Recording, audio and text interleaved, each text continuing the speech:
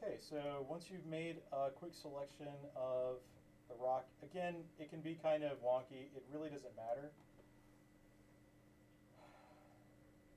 From here, I need to, because of the way content aware works, if I make a very specific selection over something, it doesn't have enough pixels to work with. So what I need to do is I need to go to select, modify, and then expand.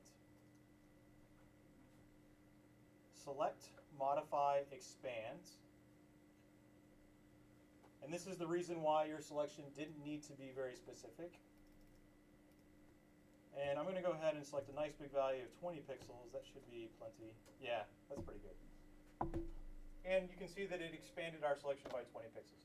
That might have been too much, but close enough. From here, I'm going to grab my Content Aware tool, which you can find underneath. So if you click and hold the Band-Aid, you will find the Content Aware Move tool. Oh, you know what? I just realized that the mic is down here. That. Sorry for the noise. The Content Aware Move tool.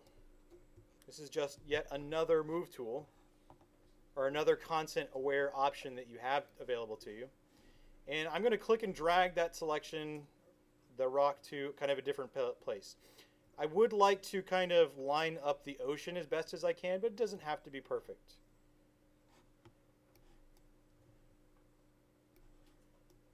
And then once I get it where I want it to be, I'm going to go ahead and commit that change. It works a little bit like the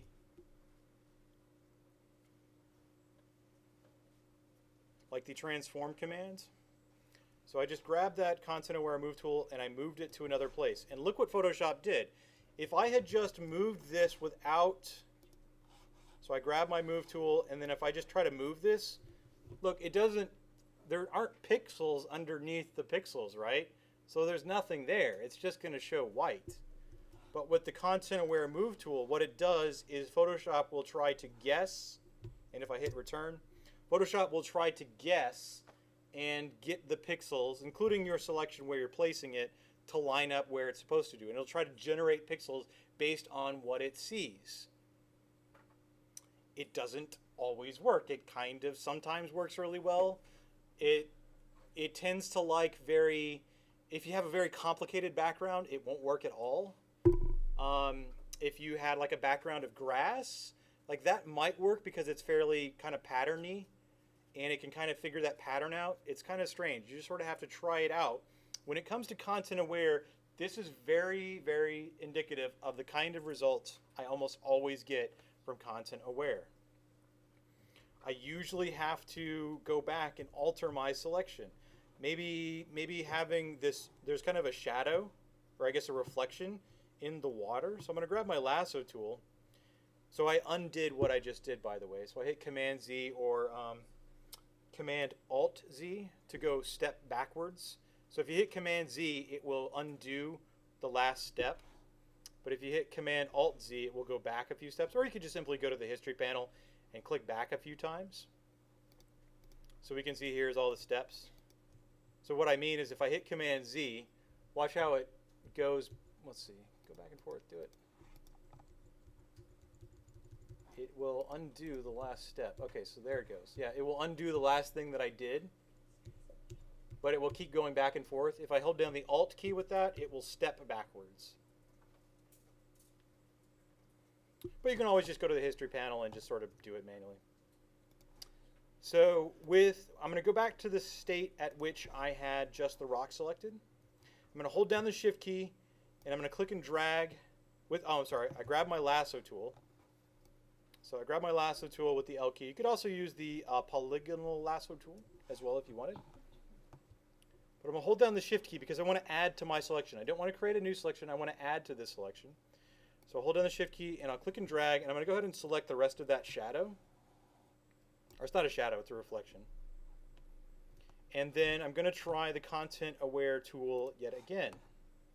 So I'll click and drag that object over to the left. And then I'll hit Enter when I'm ready. And And Photoshop has done its best.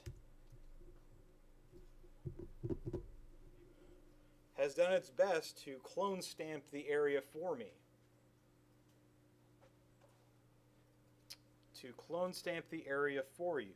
Because in the past, before Content Aware happened, what you would end up having to do was you would move an object,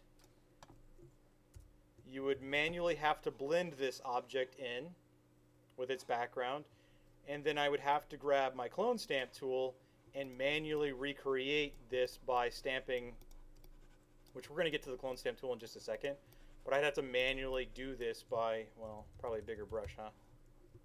Alt-click.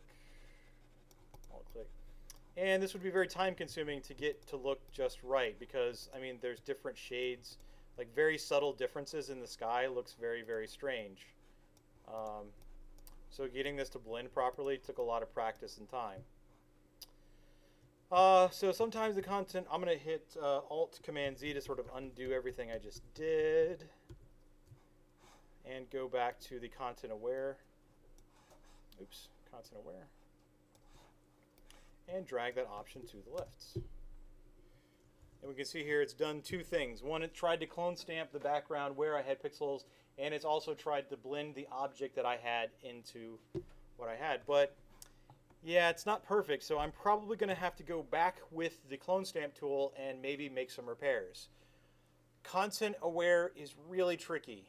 It works sometimes, and sometimes it doesn't. And it's kind of debatable as to whether or not it takes more time to use Content Aware and then go fix it, or you can just do it yourself. It kind of depends. In this case, I would say I'd probably go ahead and stick with Content Aware and then start to manually fix it, or maybe update my selection a little bit. Maybe, I wonder, if I step back, let me try something right quick. I'm going to deselect. I'm just going to try a rectangular selection and see if that works any better. Just indulge me for one quick second. Not really.